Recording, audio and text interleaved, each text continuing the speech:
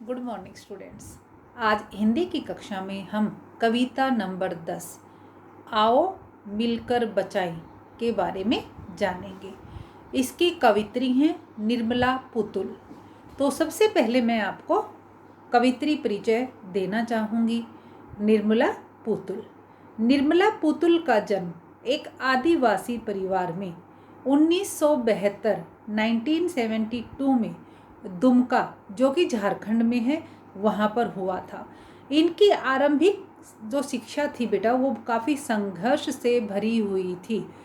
इनके घर में शिक्षा का माहौल था क्योंकि इनके पिताजी चाचा जी वे अध्यापक थे, लेकिन इसके बाद भी इनको रोटी की समस्या के लिए जूझना पड़ा था। और जो ये पढ़ना चाहती थी ना, जो इनका नियमित अध्ययन था, वो आर्थिक समस्या के कारण काफ़ी बाधित होता रहता था, काफ़ी उसमें अप डाउन्स चलते रहते थे। नर्स बनने इन्होंने क्या सोचा कि मैं नर्स का डिप्लोमा कर लूँगी तो जो आर्थिक कष्ट हैं उनसे मुझे छुटकारा मिल जाएगा। इसीलिए उन्होंने क्या किया, नर्सिंग में डिप्लोमा कर लिया और फिर काफ़ी समय के बाद इग्नू से स्नातक की डिग्री भी प्राप्त कर ली थी। एक और समाज था, ये तो आदिवासी समाज से थी, लेकिन इनको संथाली समाज से और जो उसका राग बोध था उससे इनका गहरा जुड़ाव था। अब जब ये नर्सिंग की शिक्षा के लिए बाहर गई तो ये बाहर के समाज को भी अच्छे से समझने लगी थी। दोनों समाजों की जो क्रिया प्रतिक्रिया थी वो उसको जान सकी थी और काफ़ी इनमें, यानी कि आप कह सकते हो कि इनकी नॉलेज भी बढ़ गई थी।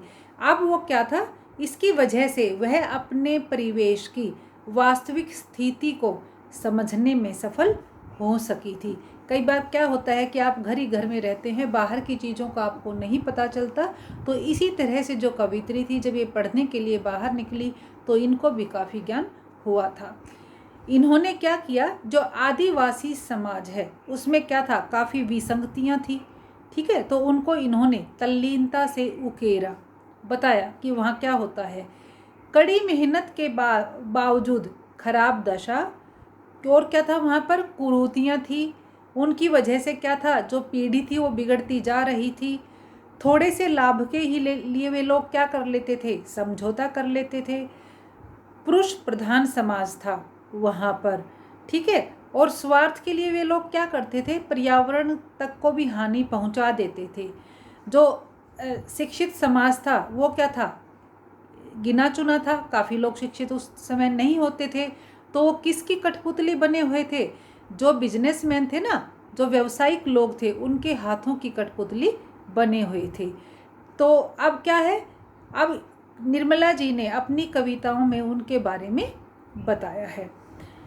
वे आदिवासी जीवन के कुछ अनछुए पहलुओं से, कलात्मकता से हमारा परिचय करवाती है, यानी कि बड़े कलात्मक ढंग से उन्होंने उन बातों को बताया है। और संथाली समाज के सकारात्मक और नकारात्मक दोनों पहलुओं को बेबाकी से, यानी कि वो डरी नहीं ऐसा करते हुए, बिल्कुल सबके सामने रख दिया।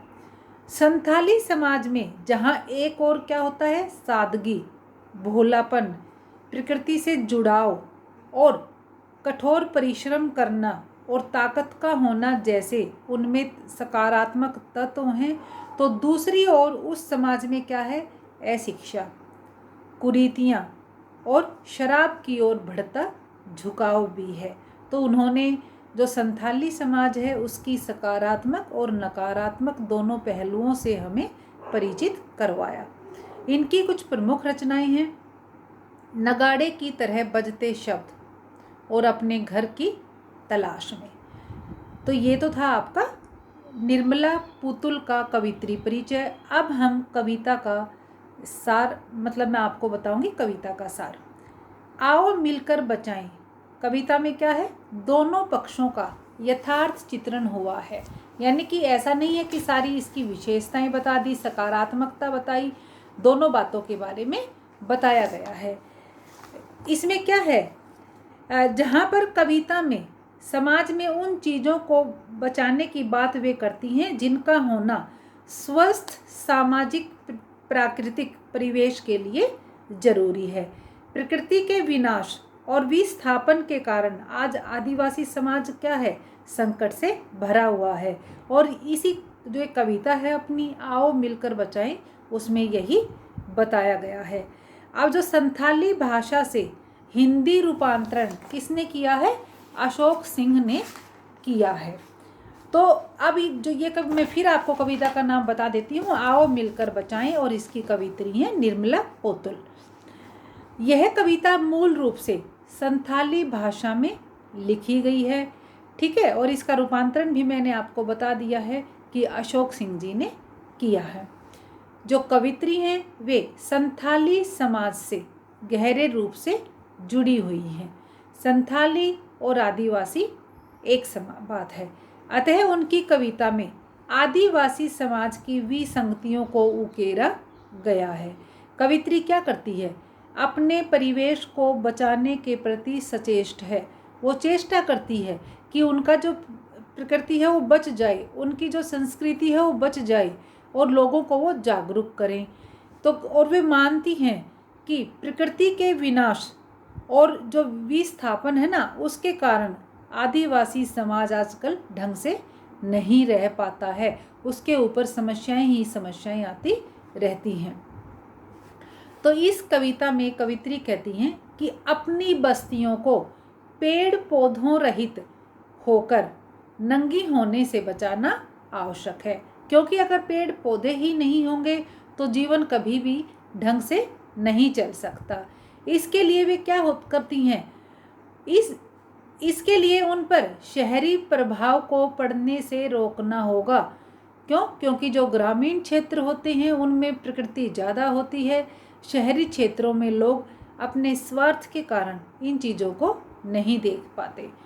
जो गांव बस्ती के प्राकृतिक वातावरण है उसको बचाए रखना होगा।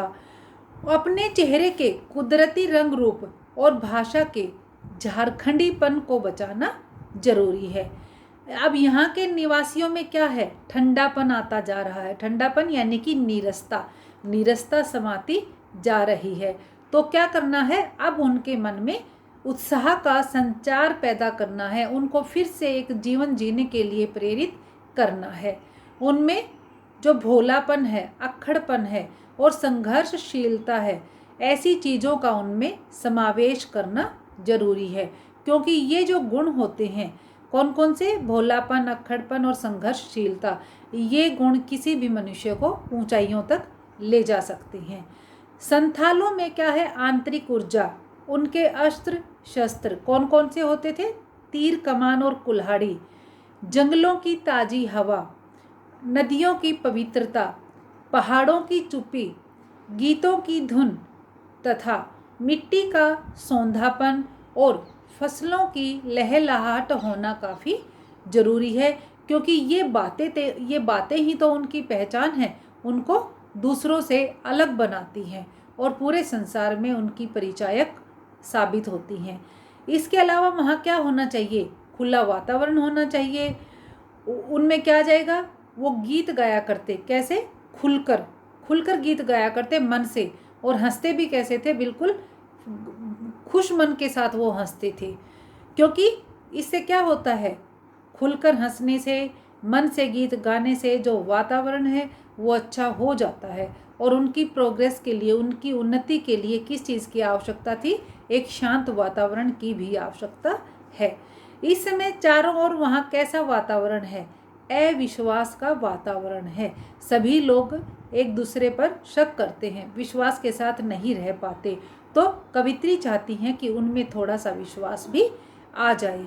अब अभी भी हमारे पास बचाने के लिए बहुत कुछ है। वे कहती हैं अभी बिल्कुल हमारा संपूर्ण नाश नहीं हुआ है, हम चाहें, हम कोशिश करें तो काफ़ी कुछ बचा सकते हैं। कैसे, हमें कोशिश करनी होगी मन से तन से, ठीक है, कोशिश करनी होगी किसको बचाने की, अपने मूल स्वरूप को, अपनी संस्कृति को, अपनी भाषा को, और जो अपना प्राकृतिक वातावरण है हमें उसको बचाना होगा। तो ये तो था आपकी जो कविता है आओ मिलकर बचाएं, कवित्री परिचय और पाठ का सार। आप इसे अपनी नोटबुक में लिख लेंगे।